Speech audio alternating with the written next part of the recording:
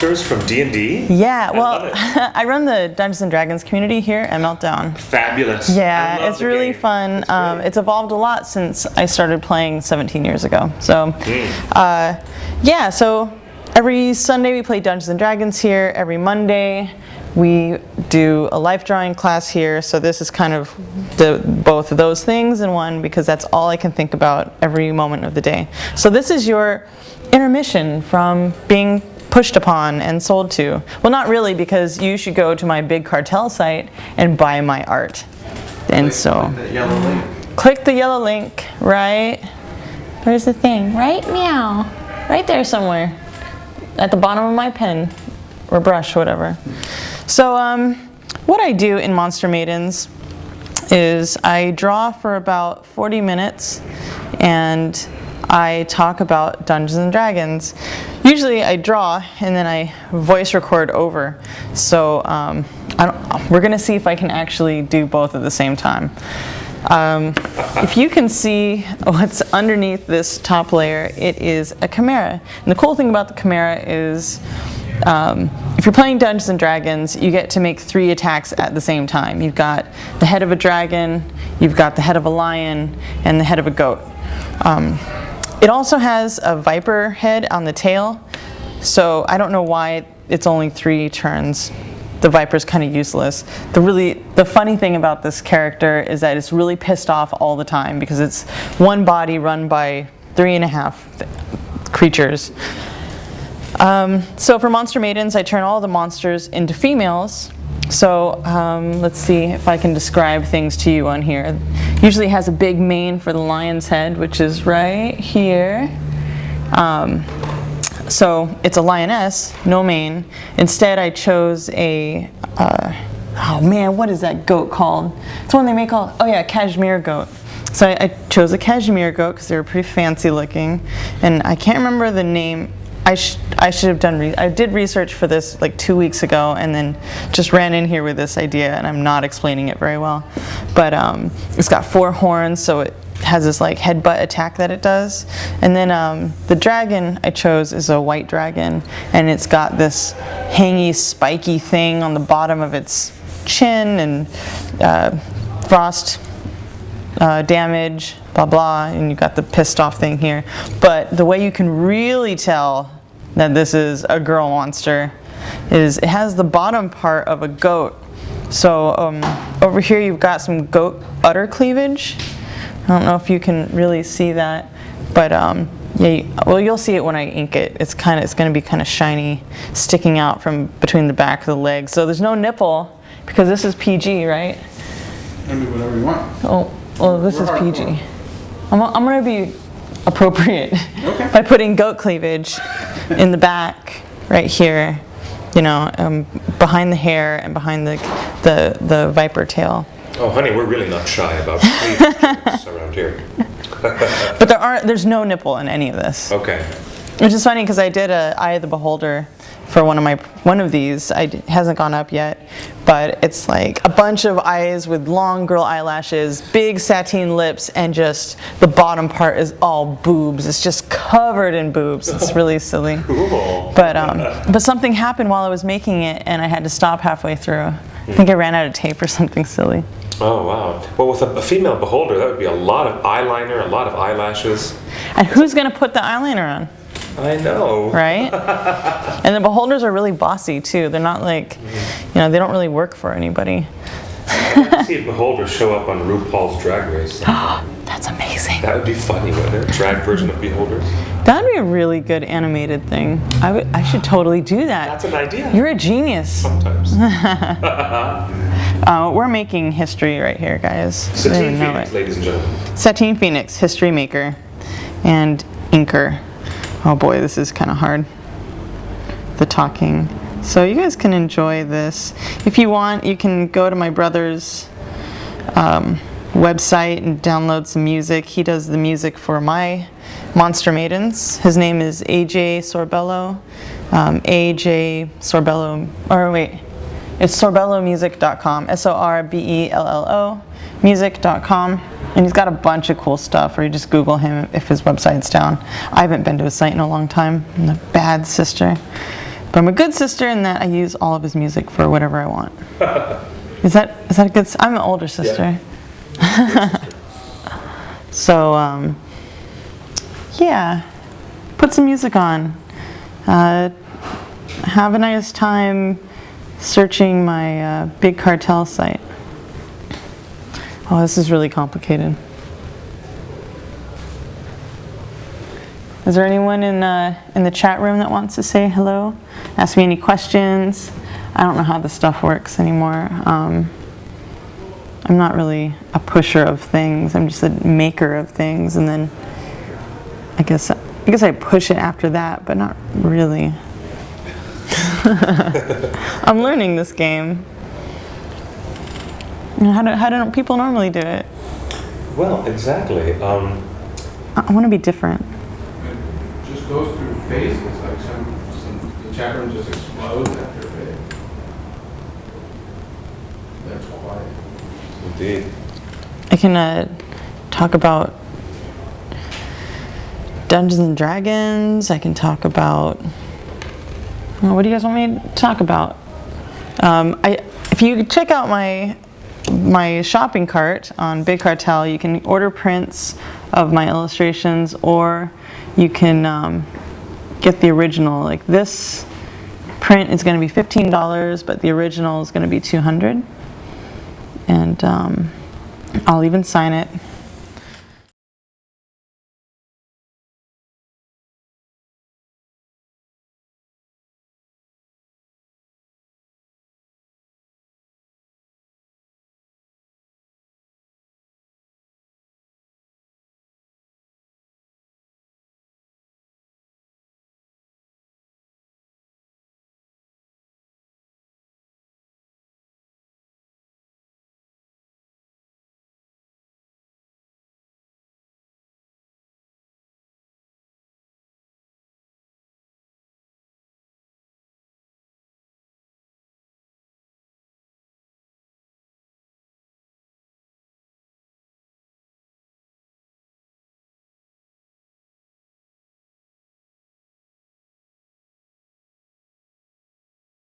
I did get into that.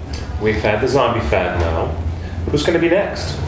I have a suspicion that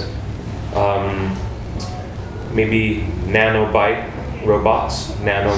might be the next phase. See, I think that science fiction and fantasy, they don't really cross over too much. You know, like people like zombies, vampires, werewolves, and then there's like nano and sciencey and space things. Like those are two separate things. And I would love for more integration because I'm like that. But I don't know if it would make the world explode. Well, I'm surprised the steampunk movement hasn't made the world explode by now. I'm glad, because I really enjoy it. I'm afraid that it's gonna, like, they'll overdo it like humanity does with everything else. They will. They will. But there's a place, so my friends run Labyrinth of Jareth. Yeah, my friends go to that party. So much fun. Yeah, it's a great party. And last I talked to these guys, they were building like a steampunk thing in Pasadena where it's like a storefront to buy stuff, like clothes and art and whatever. And they had like a big airship that looks like it crashed through the ceiling. Oh, neat. Isn't that awesome? So they were kickstartering that a while ago. I wonder if it's up yet. You guys should Google it and let me know. Oh, thanks Army Strong for the comment. Actually, I do a sketch first, and this is called a light box. And so I use the light box to then ink on top of that. That way I don't have to use the eraser and mess up my beautiful inking. And that's why I use a light box. I was just not using a light box, but then I was drawing on paper that when you ink on top of it, the quality of the brush stroke on that type of paper doesn't sync well. Must be tracing. Yes, I am tracing my own drawing, so it's not cheating. So thank you for your questions. or comments, whatever. Yeah, there's different techniques to drawing what you want. A lot of people, you would be surprised on how much people will take an image that they photographed and then trace on top of it, and then bam, you've got a comic book. Nobody knows about that, but that totally happens. I'm trying to avoid that by doing lots of life drawing classes and whatnot. Just kind of learning what the human body looks like and using photos for reference.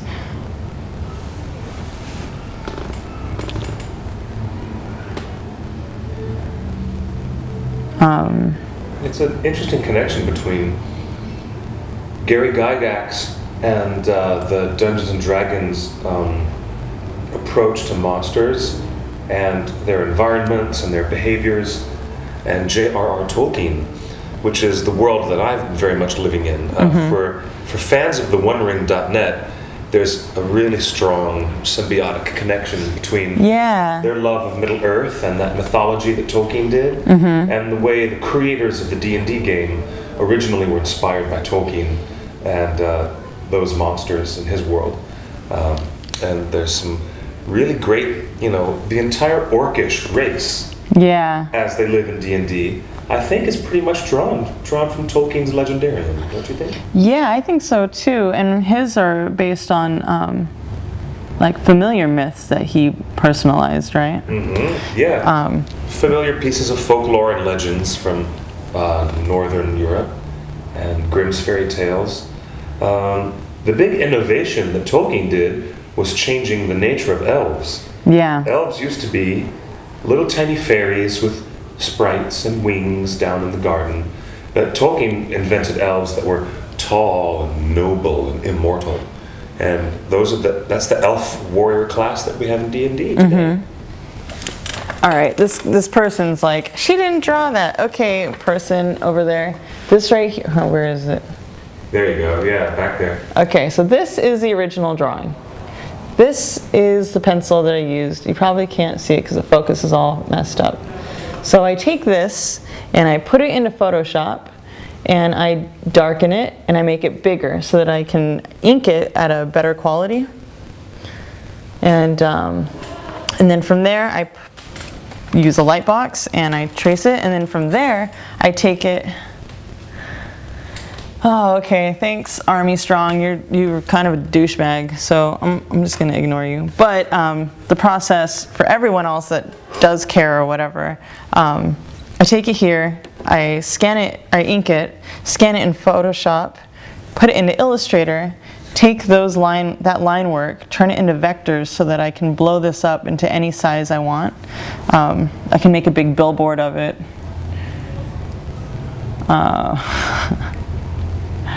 Yeah, you guys.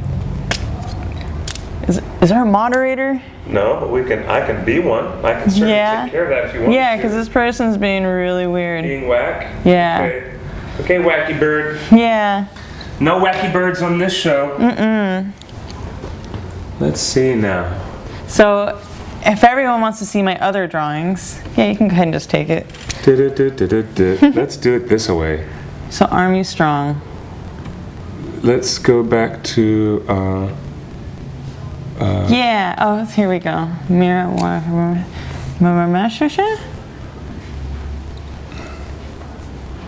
Okay. Yeah. Let's get this. Be my bodyguard. That'd be awesome.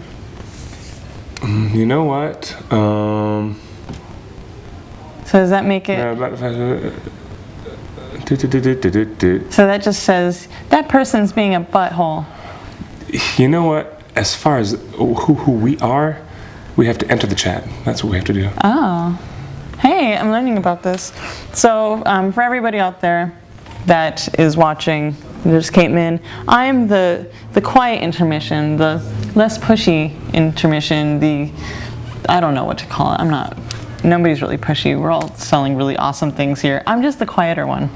I'm just the person that shows you kind of a way that some of the art that you've been seeing gets made.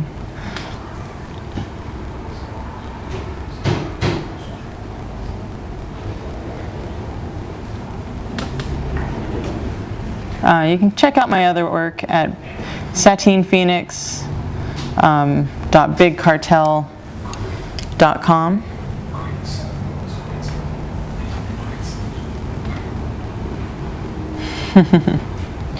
Oh yeah, I'm tracing my own drawing, so I think if you look that up, that's okay.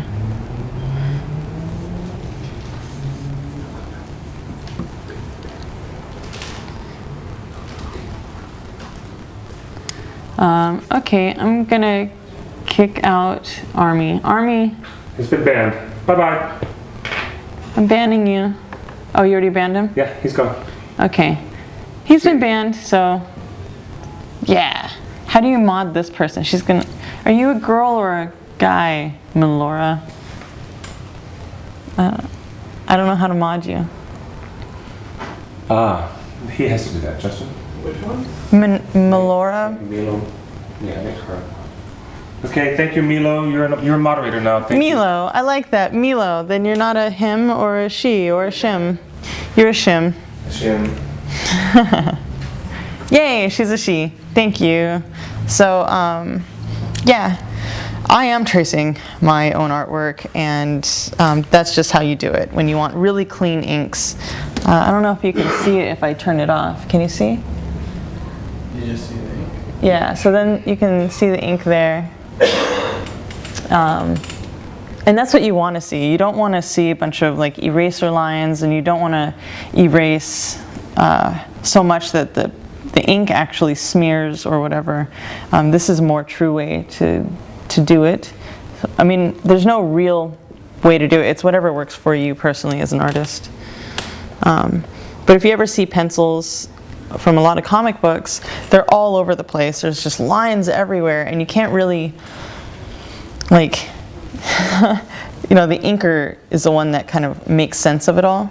So this is how I prefer to do that. There's no cheating in comics. There's no cheating in art. Art is however works for you. Great artists steal Oh yeah, great artists steal, and I've seen it, and from themselves. they steal from themselves, but they also steal from other people. Yeah. But you know, like I'm an accumulation of all the art that I've ever experienced, and I'm cool with that. I mean, even look at Disney, you know, stuff like the Robin Hood movie just copied animations from Jungle Book. Like there's whole scenes ripped from the Jungle What? Book in Robin Hood. Can they hear you on this? Yeah, just a little bit. Okay. Yeah. You know that They took Xerox copies of the animations from Jungle Book and repurposed them for Robin Hood. and That's repurposed great. different backgrounds for Yeah. Robin Hood. Yeah, that's why Little John is exactly the same bear as Baloo. That's why. That's hilarious. That's absolutely true, Justin. That is why Baloo from Jungle Book is the same size and shape of the bear animated for Little John in Robin Hood. Yeah. Oh, the only thing they did that was very smart was to add those excellent Roger Miller songs to the Robin Hood score. Oh, yeah. It's all about those songs. Those are pretty great. It's my favorite Disney film. You know, I will say that Disney's plagiarism with The Lion King is very, very obvious to those of us who know the original Japanese name, Yeah, that was just mean. Simba. But you know, that story, you know, a few of us knew about it, but a lot of people didn't. So the cool thing about Disney is that sometimes it introduces things in a different flavor, Yeah. you know, and they did it really good. Yeah. It was But I remember my animation class in college, that was like one of the movies that we all called out. They were talking about secret messages in movies. Yeah. And that one wasn't even secret. It just had sex in the sky. It's like, here's some stars in the formation of sex. That's Yeah. constellation sex. Yeah. They kind of learned their lesson from that, though, all the backlash about stealing that. So they would not just bought everything else. Marvel, Yeah. Star Wars and Yeah. Pixar. Listen. Do you know what? One of the Disney people inside the studio admitted something to me last night during Thanksgiving dinner. They pad the Oscar ballots with a lot of other films that Disney buys, so that those films are viable and that there's enough of possible nominees in the pool so that there's enough to even qualify the category. Because if there weren't enough animated features, then there wouldn't be a category at all. Oh. So they acquire films with the purpose of getting them screened to have Academy Award consideration, knowing that they're not competitors. They're just enough to balance the odds to have the Academy Whatever works. tip that category open for them. Yeah, that is pretty wacky. I mean, nothing's the way it seems. True that. Except for Dungeons and Dragons. Dungeons and Dragons is exactly the way it seems. It's a game that people play, and if you're a douchebag, you don't get to play. And that's all perspective. Like, if you're with a bunch of other douchebags that all want to play together, then you're not a douchebag, and you get to have a really great time. Did you see the Key and Peele thing about D&D? No, I No. didn't see it. I love those guys. So, Is it the one, where he's like, we're gonna go pick up some hookers. oh, is that Key and Peele? Yeah, that was pretty funny. Those guys are fun. About to hit 100,000 viewers. Yeah, That looks lovely, Satine. thanks. Yeah, thank you. The Chimera has also, I can never pronounce it right. Chimera? Chimera? Yeah, Chimera. Chimera, Chimera. I think the Chimera showed up in the Japanese anime Full Metal Alchemist Yes, it did. as a prominent creature. They called it the Chimera, but it was just half person, half daughter, right? Yeah. Because the guy was, I love that. It's one of my favorite animations. A downbeat episode. Oh man, it was so good. I mean, like, I probably cried a lot in that TV show, but it was so beautiful. And like, you know, basically I look for shows that have magic, Yeah. and that one had magic in it. It does. But it, like, I don't know, it was really youthful, but the fact that this little boy had to be so strong for his family was pretty amazing. Like, or for his brother. Yeah. You know, like, oops, I killed my mother. You know, like, well, they killed her. Oops, they actually wanted to just bring her back to life. Yeah, but then That made things 10 times worse. it always does, doesn't it? Yeah. Once you have resurrection in anything, then it all goes awry. Well, when your dad is a walking, talking, living, breathing philosopher's stone, Yeah, I'm surprised what strange powers you're born with. Or maybe I shouldn't be. right? So the Chimera has its source in Greek myth. But wait, tell me more. I don't know, is it? Well, a lot of these, so specifically when I was looking this up, I was looking up the Dungeons and Dragons versions, because pretty much all the monsters are in different myths. You know, like, my last name's Phoenix, and it's in like 6 or 7 different ancient myths, which is kind of phenomenal if you think about it. You have all these ancient religions or ancient civilizations who have experienced the same idea. You know, like, that's pretty phenomenal to me. Yeah, very. But I don't know, someone should Google Chimera and tell us about it. Tell us if there's... Let me see. There is. I have a great interface to get right into Wikipedia. Smartphone, you See say? what I can find here. You can go on your smartphone and look at my And look up some. cart. Hey, you have Look at some, my big cartel cart. You have some prints available there, don't you, Satine? I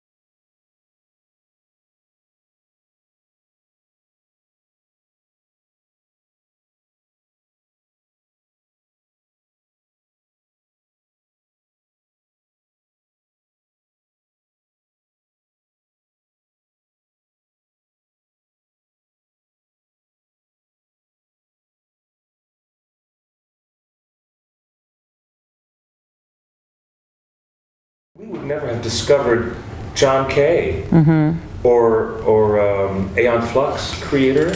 Yeah, David, is his name? I can't remember. I'm really bad at names, but I will always remember it. So I was influenced by Aeon Flux and the Max. Those two. Oh yeah, that's great stuff too. Yeah. They both got their own series after that. Yeah, so amazing. Didn't Mike Judge get his very first short cartoon of Beavis and Butthead shown on Liquid Television? I remember. Before he got his own series? Yeah, Mike Judge got his start there too. Lordy B, who'd have known? Who'd have known? Who'd have thunk it? It was the right time though, you know? Yeah. Like, it was the right time for that kind of stuff to be out there, and like, we were ready for it. And I think right out in the main room we've got, is she a creator of Adventure Time, or is she an artist? One of the co-creators. Yeah, one of the co-creators is here at Meltdown, and yeah, she's out there doing a signing and maybe some drawings. Who knows? She's really pretty too. Yeah. But I feel like Adventure Time is kind of like that. Like, it's like all those animations from Liquid Television. Like it kind of experimental. it kind of slaps everyone in the face and goes, "Hey, you don't have to have a bunch of cartoons that are all family-based, 4-person families plus a dog or alien or whatever, you know, like, and they don't have to walk on cement. They can do whatever they want because they live in a universe that is capable of anything you can imagine, you know. So why limit your imagination? Which is why I'm drawing a chimera. Chimera. And I think I like that about Dungeons and Dragons too, you know, like, and Lord of the Rings and all of that, because, like, I don't believe that these things exist, and maybe the myths are true or not, whatever. Like, I just like the fact that we can play with them in our imaginations, and I can put on extra large elf ears and run around, and everyone knows what I'm doing. Mm-hmm. You know, I think that's the key. Yeah. As long as everyone knows what I'm doing, and you know. Or maybe I can do something else and create something else, but it's not based on, you know, what has to be. It's amazing to think that the best groups of monsters come from Greek Roman myth, from Nordic myth, and the Brothers Grimm themselves are entirely responsible for, you know, that Eurocentric fairy tale encounter with the dark monsters on an interesting adventure. Yeah. And then Professor Tolkien reappropriated so many of those things into Middle Earth. Yeah, it's pretty amazing. And then there was, yes, I do indeed. I'll go with you. You go to. I'll tell you what, monsters and creatures are fascinating to me, and Satine, I really like this angle that you do. Thank you. A beautiful feminine version of these familiar creatures. Yeah, I think people need to look at things differently. Because, like, all these monsters, when you run into them in whatever adventure campaign that you're doing, you run into them and they're mad because you are in their universe. But before you got there, they had their own lives and whatever. Maybe the Chimera's pissed off all the time because adventurers keep trying to steal their golden egg babies or something, you know? Like, like, there's more to these myths and whatever than what we know of them. My childhood imagination was made just set on fire by Ray Harryhausen doing his stop motion animation for Sinbad movies. Oh yeah, those are pretty amazing. All the special effects. Yeah. The moving skeletons and the big cyclops on the beach, and of course Clash of the Titans. Oh yeah, totally amazing. So many great Greek monsters come to life thanks to Harryhausen. And people like go to watch it and they can't appreciate it now, which is really strange to me. You know, they're like, oh, this is just really bad quality special effects. Like, no, back then it was amazing and mind-blowing, and people didn't need it to be realistic. They just needed it to exist in a way that that they could understand. Like, oh, okay, that's a monster and he's this size relation to that guy, so therefore he is frightening to this person in this story that is not real. Yes. Yeah.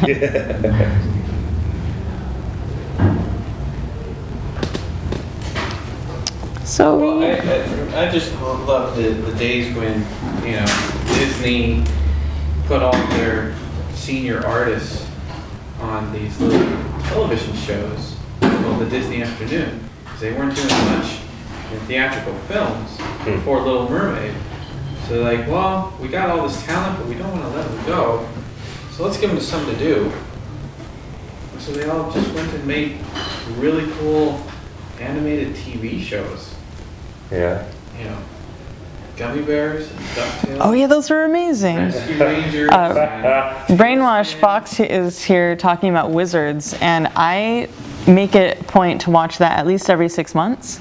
And I got to go to LACMA and Ralph Bakshi's Ralph Wizards? Bakshi. Like, I'm a huge Ralph Bakshi fan. Oh, you and me both. I have like his animation cells in my house. Like every year at Comic-Con, I go to the booth and I buy an animation cell, and it's kind of awesome. Do you have some Lord of the Rings animation cells? I have the one where the tree ant is holding the two hobbits. I love it. That's the best. Isn't it the best? It's totally the great. best. And then I have 2 wizards, a fire and ice, and a cool world, which I'm very much like formed a portion of my sexuality growing up. Thank you. Yes. Yeah, so I got to see him and hear him talk, and he's like definitely a dirty old man. He's like someone's dirty old grandpa, but like not too offensively. You know, he's just dirty enough to know that you're not supposed to sit next to him, Yeah. but you can definitely sit across from him and play pinochle with him. Yeah. You know? Cool. We did a long interview with John Kay, who talked a bit about Ren and Stimpy, but mostly talked about working in his early days for Ralph Bakshi. Oh, it's amazing. Yeah. So it's funny. I didn't know that John Cristofalusi was working for Ralph Bakshi way back in the 70s when he was doing Fire and Ice and that Lord of the Rings. Oh, they just had such Isn't that great? form Yeah. to those stories, and to even like the rawness of the characters. You know, like the hookers that were in the evil wizards area. Yeah. Like they're like these nasty, saggy boob fairies, and I love them. You know, like that's reality. You know, That's great. I mean, aside from LA, all the hookers that I've ever encountered were not supermodels. Oh, thank you. You know, so like there's something amazing about that whole time too. Like the way people looked at women. It's like, here's these women who have big saggy boobs and probably smell these cartoons that smell like cigarettes. You know what I mean? Like there's something amazing about them because that's real. Yeah. You know, and it's not real, but it has a truth to it. It rings true. That's so cool. So very cool. Can't wait to interview Mr. Bakshi someday. You better do it soon. I mean, and his whole family seems amazing because I think his family runs the booth at Comic-Con. Yeah. So I mean, I don't know if you've ever tried to just ask, but it might be a Will. yeah. We gotta talk to Ralph. Yeah, him and Bluth, I think, did Secret of Nim. Yes, I loved him both. Yeah, so that's the other one. Those 2 guys really Inspired formed. you. Yeah. That's great. I love it. Like the fingers and the slowness and the quietness and mysticness of the Nim rats, you know? Yes. Like some of them were like cocky, and some of them had, and then the old guy had this patience in him that you don't Yes. see. You don't see that anymore in characters. You don't see this like this wiseness. The character doesn't have to say anything, but when he does say something, it's like, oh my goodness, I'm listening. Yeah, genius. Yeah, so maybe I'll do a movie one day and have like a little homage. So I'm doing I did a Dungeons and Dragons thing where I'm the dungeon master and I have my friends and we kind of recorded it like a podcast, video podcast, whatever. I'm actually illustrating the whole thing in a very wizard style. So you know in the beginning of Wizards where it has like the panel, it's like an illustration image, and then the camera just pans through as the narrator, that woman who's amazing, and I can't remember her name. She's narrating it, but the illustration, the static illustration with the camera moving across it, tells the story, you know, or expresses the story. So I'm doing that for this YouTube thing that I'm doing. That's so really cool. yeah, so you guys can check out my YouTube channel, and it's just youtube.com/Satine Phoenix, and it's all role-playing games inspired. So I try to play, actually it's all Dungeons and Dragons inspired. I've tried to play other games and it's just not the same. Yeah, the classic, the original granddaddy of all RPGs. Yeah, well, I mean, there were RPGs before then, but that one really just, you know, a lot of people have a lot of ideas, but that one really struck enough people to be that stereotype, or to be that one that everyone thinks about when they think of role-playing games. Because there was like, there's a lot of them that are like sci-fi based that people were playing before. I mean, I'm sure Gary Gygax is like, oh, here I'm playing games with my friends. Well, I'm going to make a fantasy-based one, you know? Yeah. So, yeah, that's, like, people forget that there's other things before Dungeons and Dragons. But in my head, there's only Dungeons and Dragons, so I don't know what I'm talking about. Well, let's see what the chat audience is asking. The chat audience, what are you guys up to? What have you bought today? What has been your favorite thing that you've seen in the previous things that have been sold? I'm looking at a table and it has 3 Iron Man heads about, what, 3 inches tall? Oh yeah, these Iron Man heads are really cool, and they light up too. And they light up, they're amazing. I might actually have to buy one. They show them really close up. Yeah, they're pretty awesome. I took a sneak peek of what people were selling earlier as I was preparing my illustration for you guys.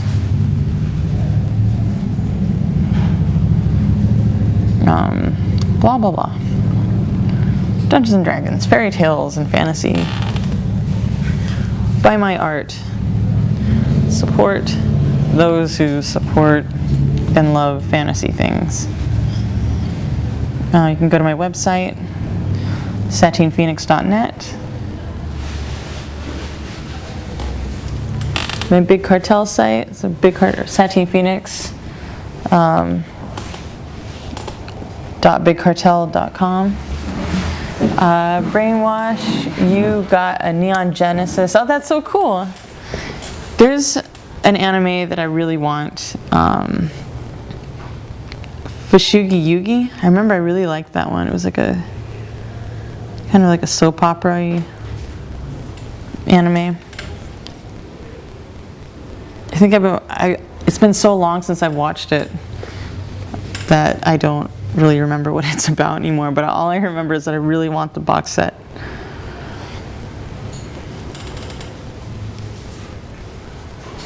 Yeah, so yeah, you can check out my YouTube. There's other characters. I did one called the Hippocampus, which is this like underwater steed. So it's like a giant goldfish horse thing character, and it's pretty fun. Yeah, that one's kind of amazing. It's a mermaid and a pony.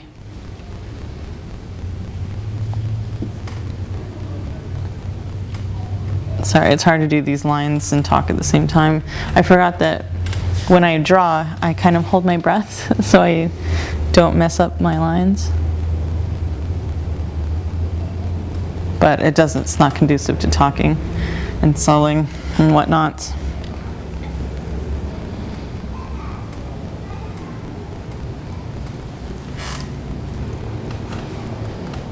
So yeah, did anyone out there play Dungeons and Dragons, or just have a favorite monster maybe I can talk about?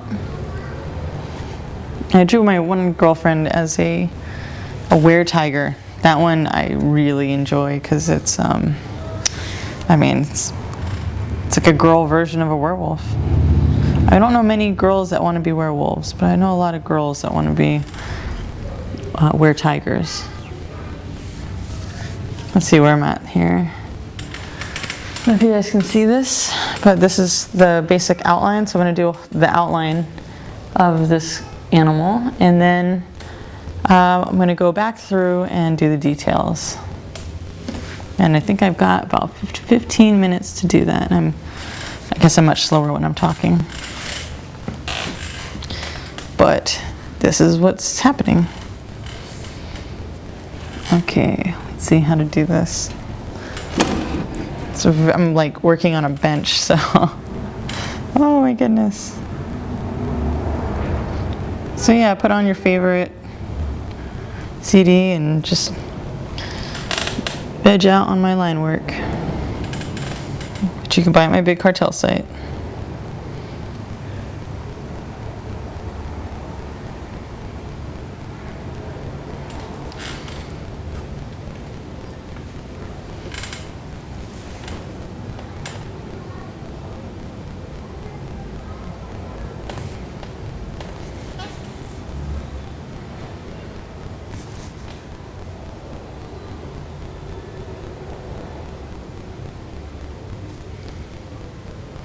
So this over here is the head of a viper.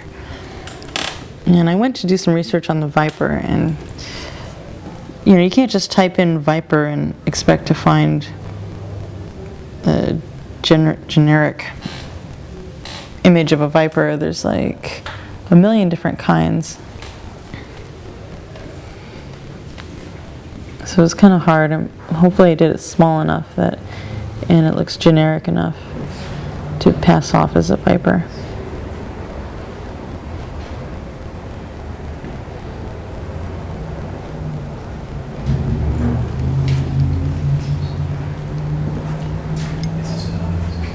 But it's a good protection for these animals, you know, who are already pissed off and about to kill your campaign. It's good for them that they have like a backup.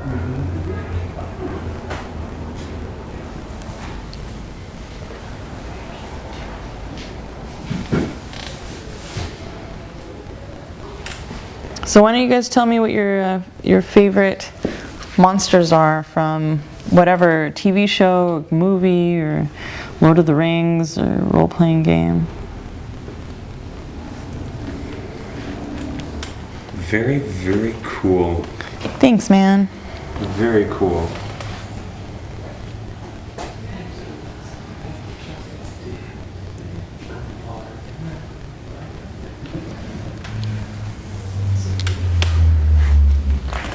Just want to finish this up before my Oh no, you've got plenty of time. You have 15 minutes. Yeah, you say plenty of time. Oh, 15 minutes might not be as...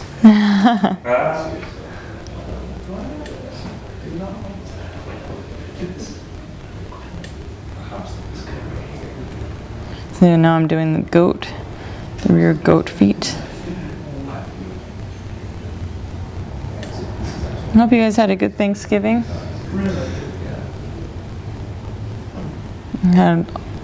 I'm super slow today. I ate too much turkey. Actually, I just ate too much everything, but it was so delicious.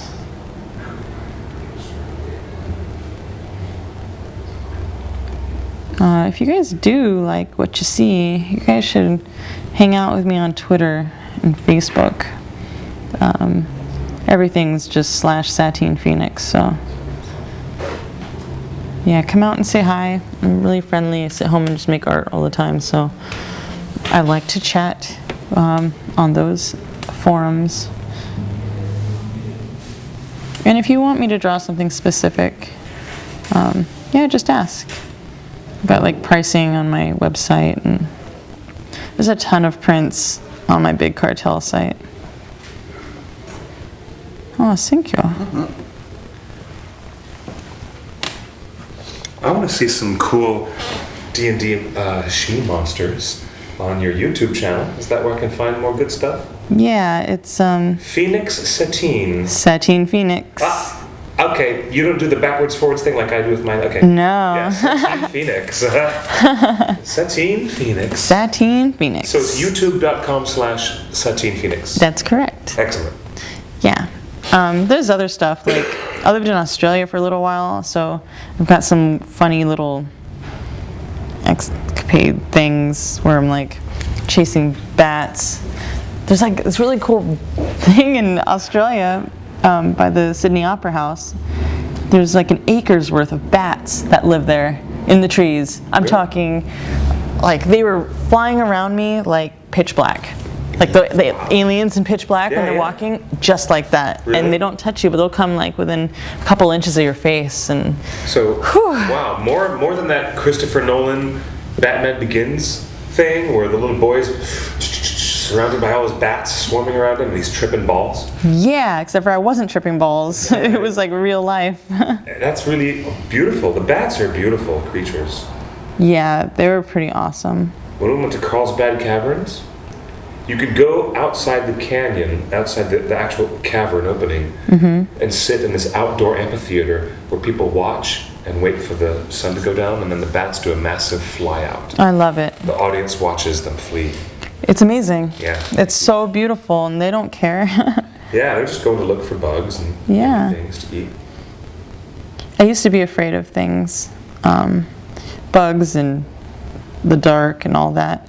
And then I lived in Australia, and I had to do research because I needed to know what spider was living in my porch. And it was one of the 7 deadliest spiders. It was a hunter spider. Oh, wow. And it was huge. But the amazing part about it was it hunts for its food, so it's not going to eat me. Why would it eat me? I'm too big. But it makes a little net with its web, and then stalks its prey, and then it uses its front 4, whatever those are called, legs, and uses them like chopsticks. And it sneaks up, and then it catches it in like a net. Oh, neat. It's really adorable. So I stopped being so afraid of some things. I think I've seen some cool footage of those spiders catching with their nets. Yeah, it's pretty awesome. Okay. Abominations. There's some really good abominations. The monster in what game do I really? Dragon Age. Yeah. Oh man, I love that game so much, and the abominations are pretty awesome. They are. You play do you play Dragon Age? No. A lot of my friends play Pathfinder. Oh, this is a video game. A video game. Oh, see, I'm still on tabletop. Oh yeah. Because we're talking about D&D. Yeah, I play a lot of things. Yeah? Yeah. No, I haven't. I have not yet played that video game. Which platform is it on? PS3. PS3? Okay. Yeah, it's great because it's you play a character that it's kind of like Dungeons and Dragons, really. Yeah.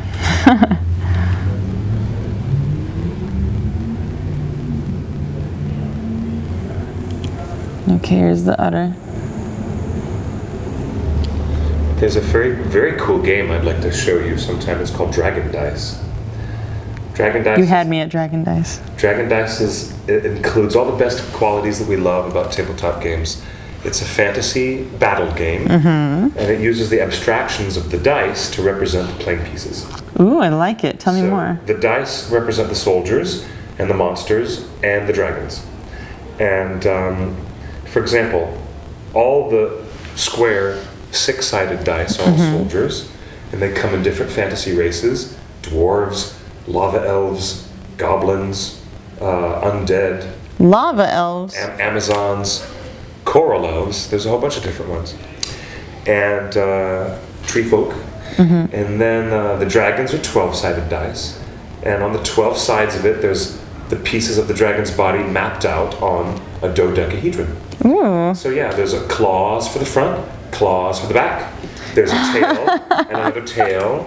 There's a wing on the left and a wing on the right. And the whole dragon's body is mapped out on the die. That's So if awesome. the dragon rolls jaws on you, it does 6 points of damage. If you roll the jaws, that's the worst. It does 12 damage on you. And there's a dragon breath. And the 8-sided dice represent terrain. And the object of the game is to win the land, win the terrain, while the 8-sided. So it's a really fun little abstraction. Oh, that's really cool. And really colorful dice with great designs. You would like the logos and the iconography on the dice. That really does sound awesome. It's really fun. I'll show it to you. Yes, sometime. please.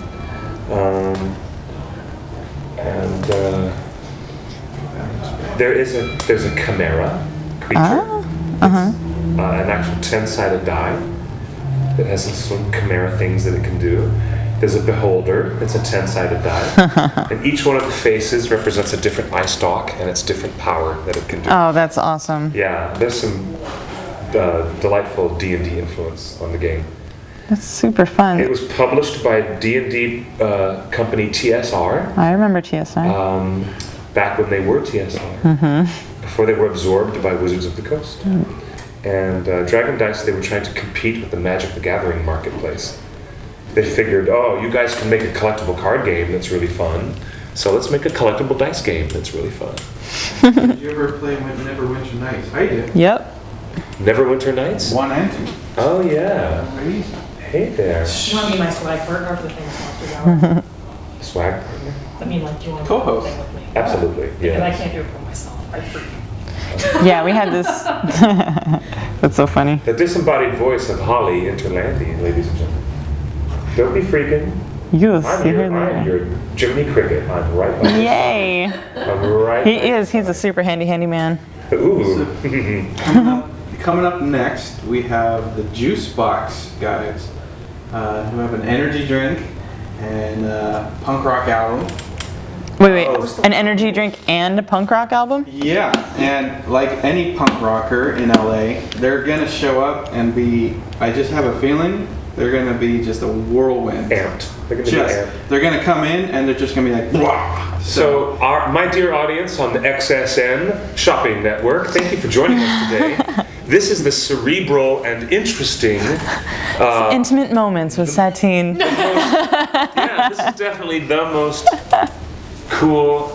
Your light board went out. Oh, I turned it off so that I can actually see what I'm doing. Oh yeah, okay. So the whole thing was me doing the layout, and then I'm gonna go through and do the details at home, and then I'm gonna sell this on my thingamajiggy. Let's tell the nice folks at home where they can click and find your website and get prints. My thingamajiggy is my website, so satinephoenix.net or satinephoenix.bigcartel.com. That goes straight to the store. So I'll probably have this uploaded in the next, I don't know, like hour, Wow. maybe Cool. 2 hours, depending on how long it takes me to get home. Yeah, so you've already seen this part. This is like totally cheating, and I talked through it, but normally I actually finish this in 40 minutes. But yeah, thanks for watching me, guys. It's been a pleasure. I'm not going to draw a shoe on the head, but you are more than welcome to buy a print of this and put your own shoe on its head. Vegetable number 1. Thank you, Milora. You're awesome. And yeah, I'll have these. Purchase whatever you want. I'm going to send everything out on Monday. Keep your eyes out and talk to me on the internet, satinephoenix.com, or .net. Someone stole my .com. SATINEPHOENIX. If you're going to Google me, put your safety on. And yeah, that's about it. All right, thanks. And where can we follow you on Twitter? Satine Phoenix. Excellent. At Satine Phoenix. Yeah, pretty much every place you go to, I'm there and I'm at Satine Phoenix. Really? Like Instagram, Satine Phoenix. I would love to introduce you to some of the nice folks at Fantasy Flight Games, because they're looking for artists to do beautiful cards for the Lord of the Rings living card game. And since you love doing creatures and fantasy, that would be wonderful. Maybe that'd be really great. you could design some cool cards for that fantasy game. I would love to. That's awesome. Yeah. Ladies and gentlemen, this is Poets Corner, Artists Corner, Artists Corner The of Artist XSN Studio. today with our lovely Satine Phoenix. You're so excellent to join us today. Thank you for having me. You Thank guys you, are my dear. super awesome. And thank you to our friend who is being a quick moderator. Oh, she's so pretty. Milo, you're so pretty. Thank you. Thank you for being She's our so moderator great. today. Yeah, you're the best. Fabulous. Yes, Milo. So who's next? Within the next What's few your minutes, question? Hurry. our boys are going to show up, or are they late? From Juice Box. Yeah. I Heart Comics. I Heart Comics. I love those